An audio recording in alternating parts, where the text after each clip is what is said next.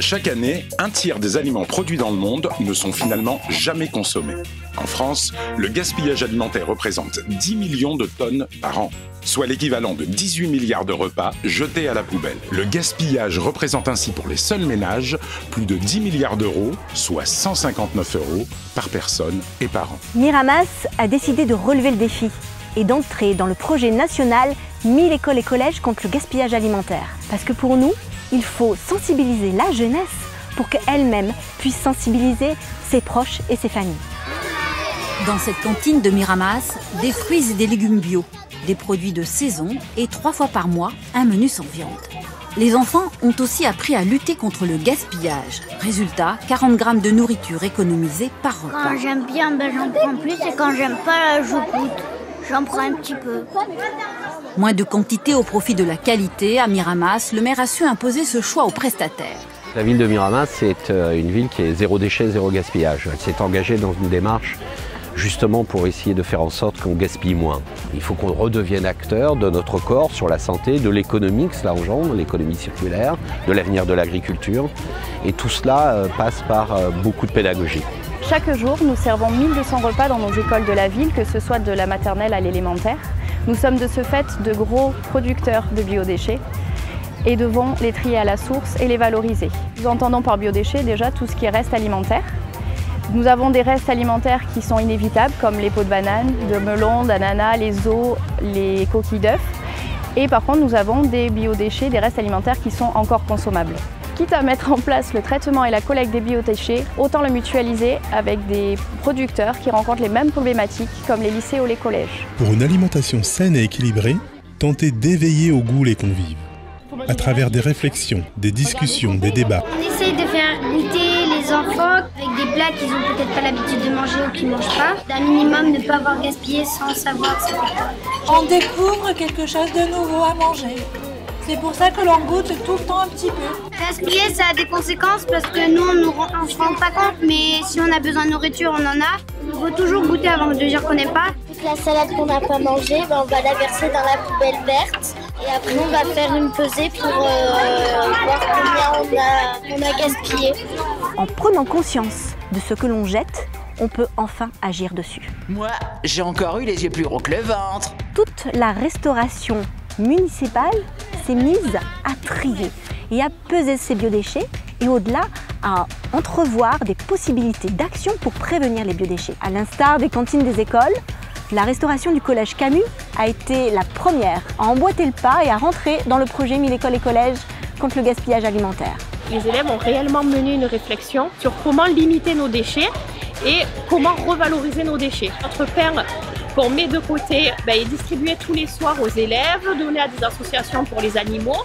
Donc le pain est réutilisé, nos déchets crus sont dans notre compost et du composteur est directement utilisé sur notre jardin pédagogique.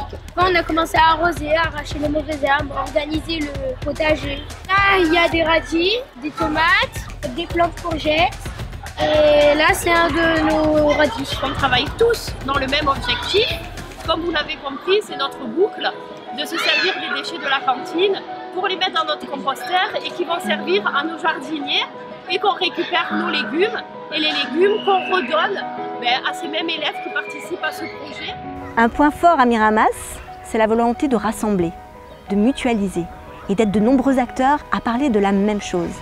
Nous avons cette année bénéficié d'une brigade de 8 jeunes volontaires qui sont rentrés à nos côtés dans ce programme de lutte contre le gaspillage alimentaire et qui sont allés dans toutes les écoles pour également faire des pesées, mais surtout pour travailler avec les enfants et imaginer comment réduire le gaspillage.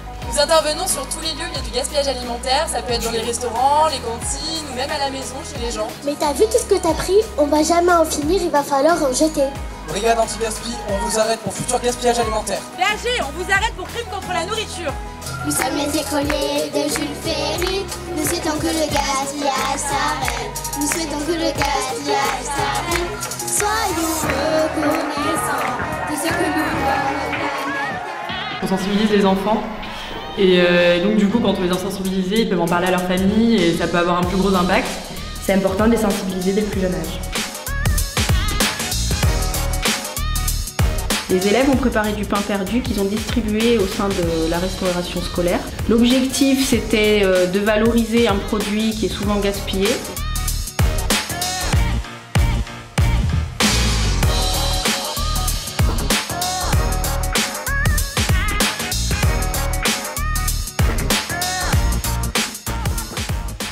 En même temps que les rythmes scolaires, on a mis en place, à la demande des élus, un gros projet pause méridienne pour vraiment que l'enfant soit sensibilisé par rapport à ce qu'il mange, qu'il sache qu'il mange des produits de saison, qu'il fasse la différence entre les différents groupes d'aliments par exemple. Les activités qu'ont fait les enfants autour de tout ce qui est nourriture, bien-être. En fait, on essaye de représenter à la fois les repas équilibrés, montrer la diversité des fruits et légumes, pour essayer d'équilibrer son assiette, comment le faire. Depuis de nombreuses années, nous avons mis en place des activités dans le cadre des ateliers périscolaires. Il nous a paru évident d'introduire comme nouvelle donnée le gaspillage alimentaire dans le cadre de ces projets. L'idée en fait c'est de sensibiliser au gaspillage alimentaire, donc ça permet de bien doser en fait tout ce qui est pâtes, céréales, riz, légumineuses, etc.